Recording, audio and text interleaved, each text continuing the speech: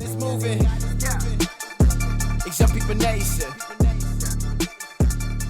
Welcome to Young People Nation.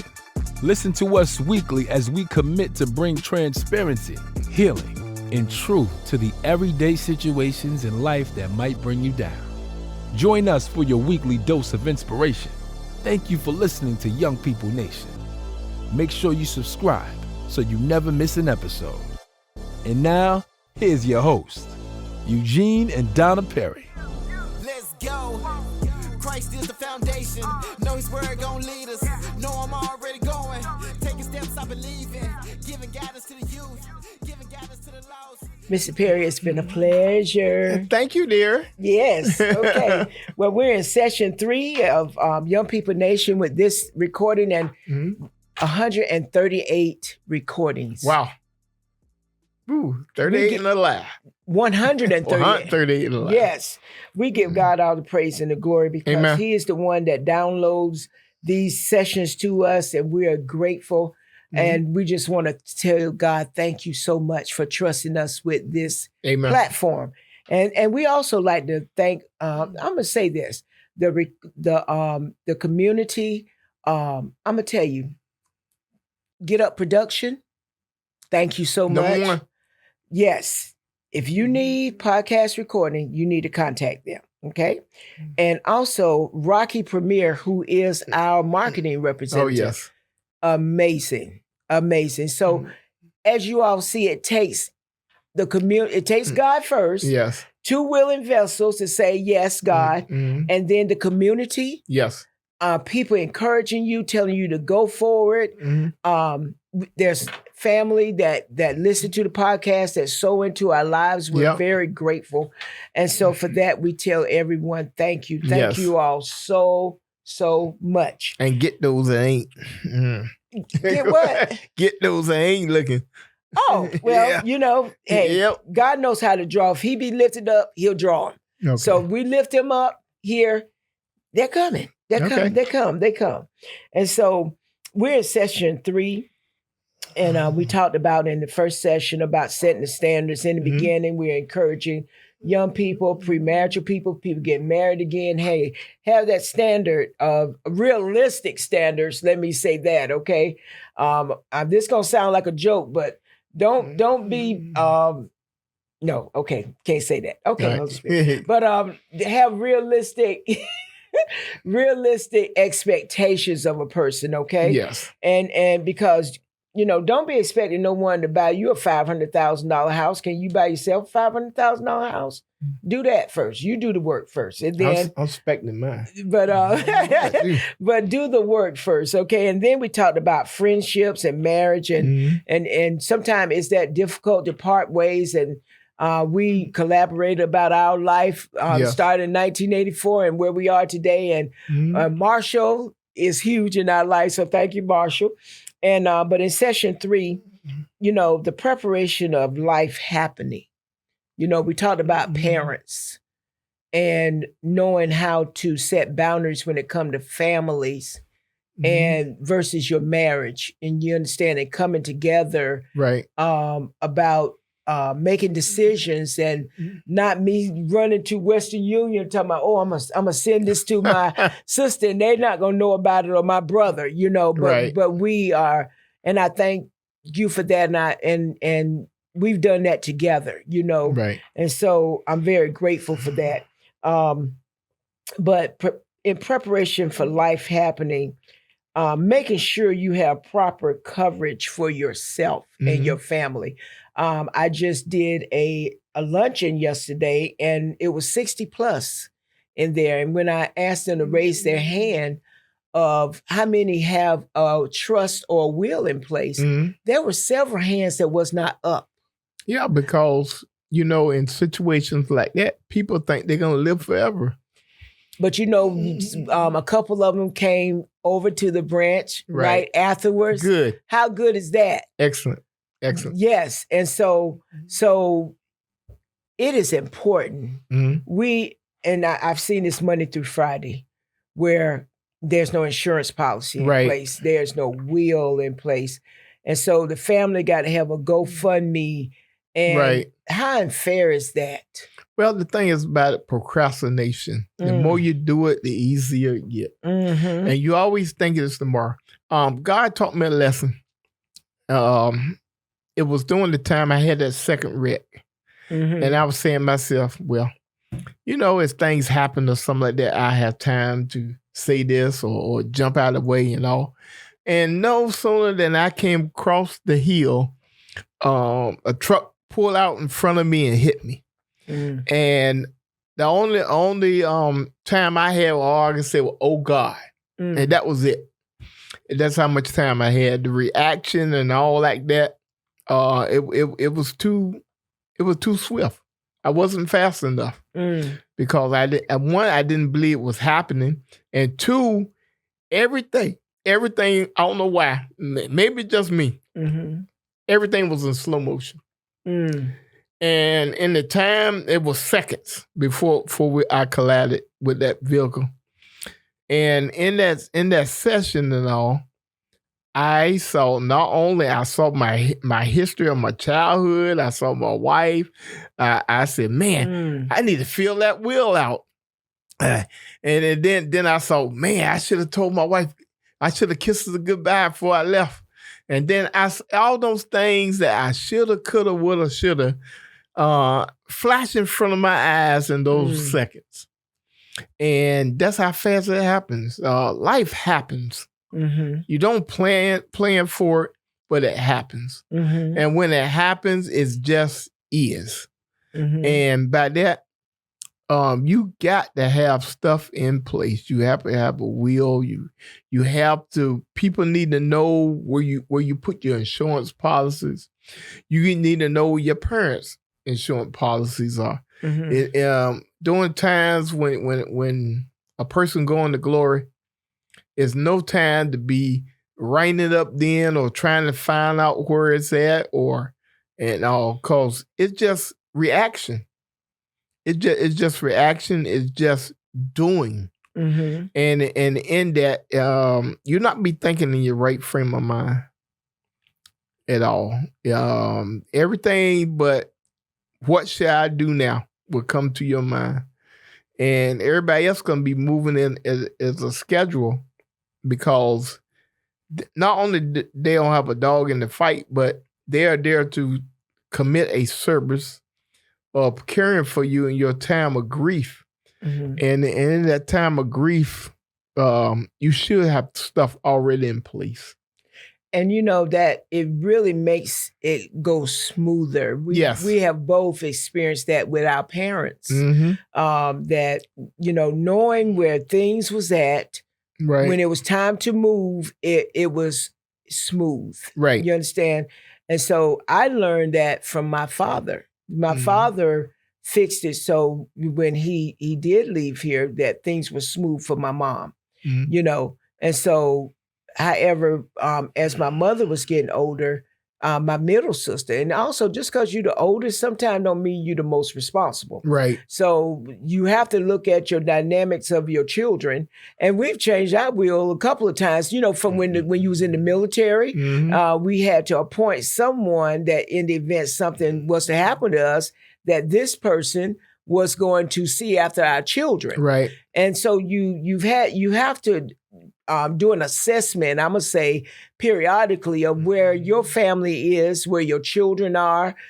Just because they're the oldest, you don't be like, well, okay, y'all figure it out, because I'm gone, it's not going to matter. However, it is important that you have even, and we want to talk about young people too, because you have young people that die. Yes. You understand? And so sometimes parents, it's good that you get a policy on your children. You understand? Children, don't be so secretive about your bank accounts, and you don't have someone on there that you trust to be a beneficiary. So these are things that with me working in a financial institution, and again, I made mention in the first session, we're going to have a conversation on the financial literacy and the importance of that, because our young people must understand when they reach our age, okay, the retirement check is over. That's out the door. I'm still young now. Okay.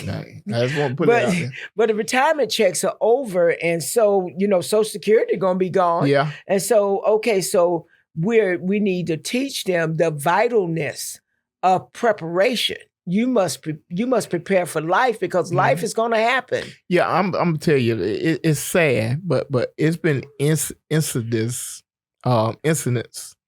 that I've heard of where the man had died, and they put him in the back room, and once he was in the back room, the daughter and her boyfriend put up air fresheners and all and locked the door when he was back there dead.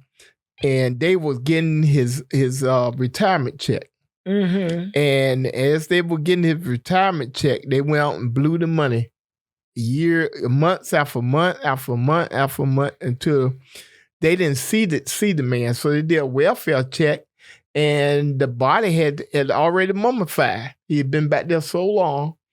And see, people want to trust people.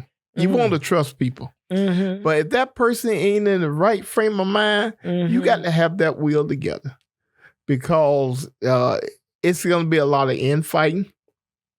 If it's anything to do with money and the mental stress of who's getting what, or your portion was bigger than mine, or you got more land than I got.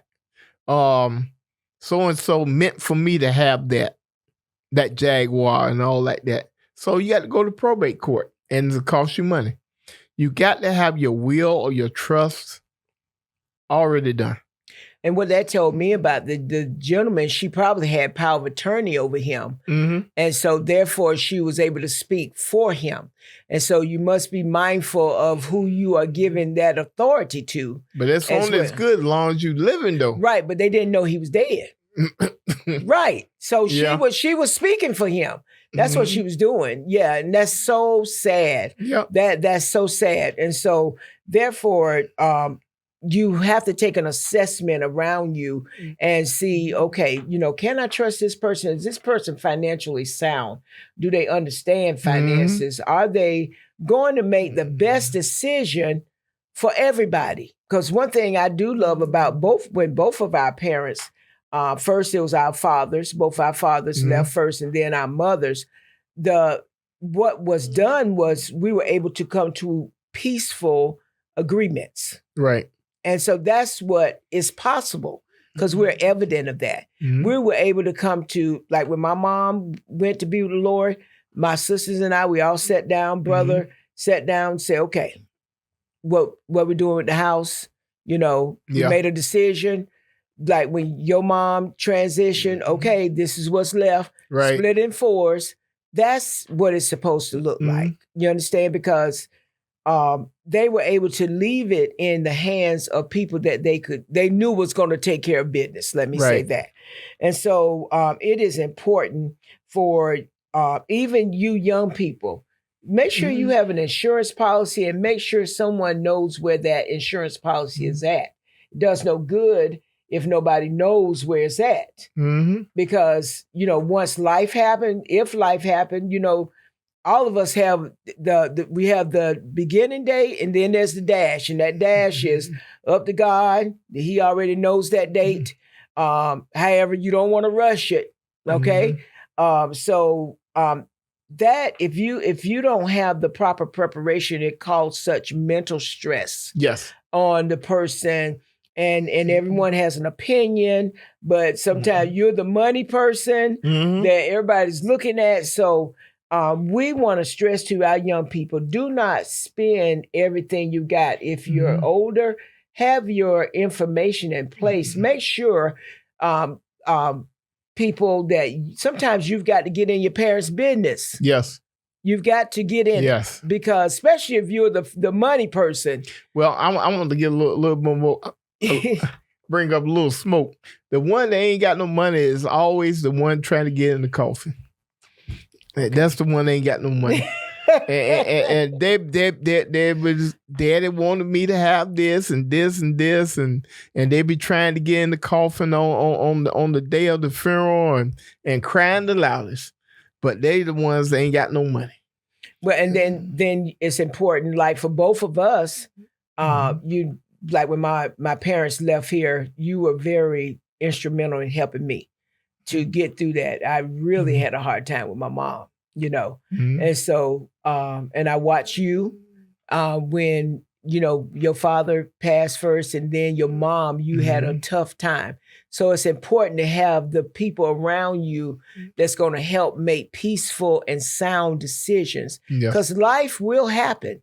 Oh yeah, it will happen, and so with you or without you, it's going to happen. So it is important, people. Just and I'm gonna say this.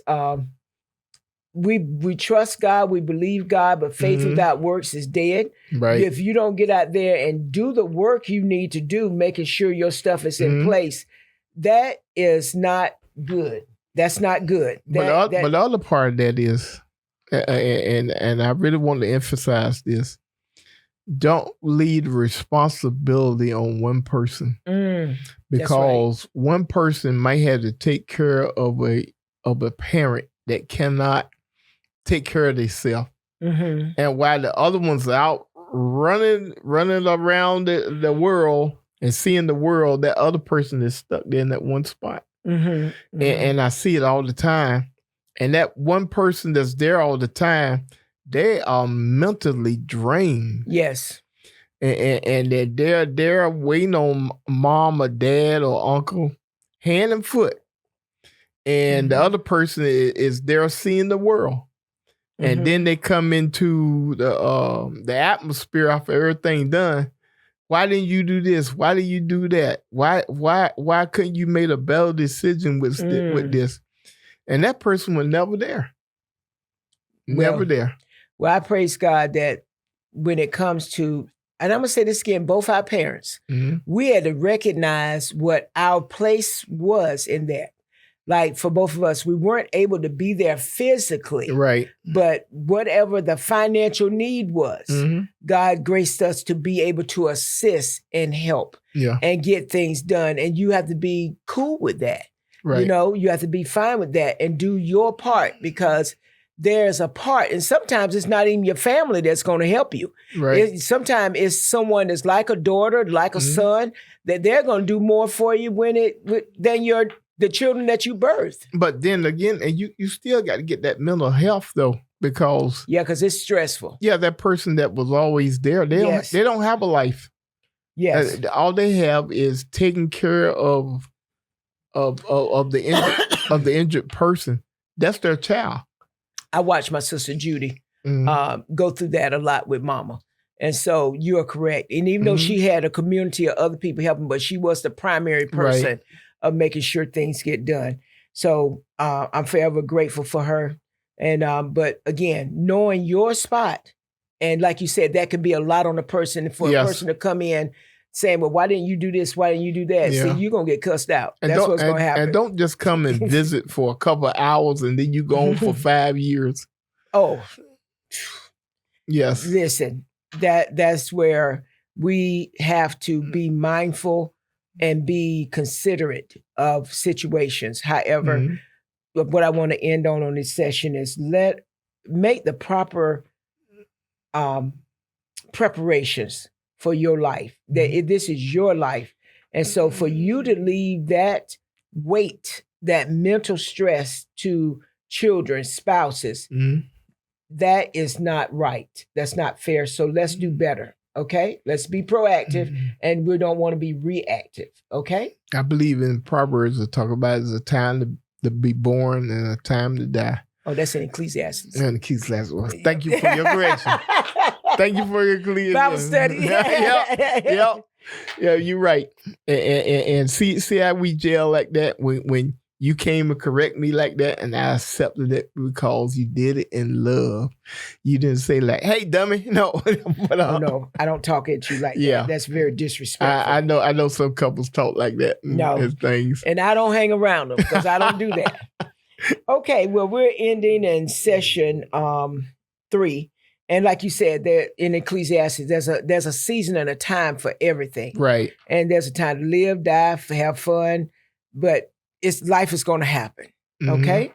All right. So again, we never know who is listening to the podcast. And so there's the 988 hotline. These are not ours. These are general resources in the community.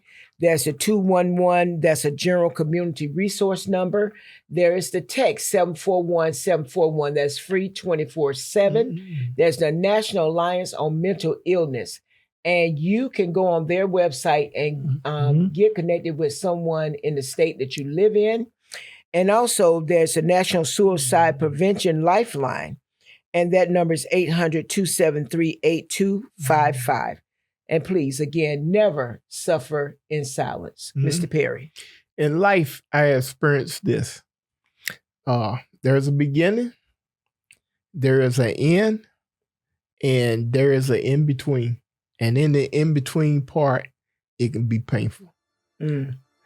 Remember, this is Young People Nation, and remember, there's always hope. Yeah, y'all know what time it is. Yeah, it's Young People Nation. It's Young People Nation. It's Young People Nation. Yeah, young. Let's go. Christ is the foundation. Know His word gon' lead us. Know I'm already going.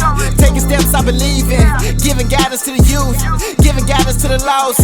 Give the world to the project. Lead them back to the cross. He the number one prospect. He the top boss. I was broke, I was empty.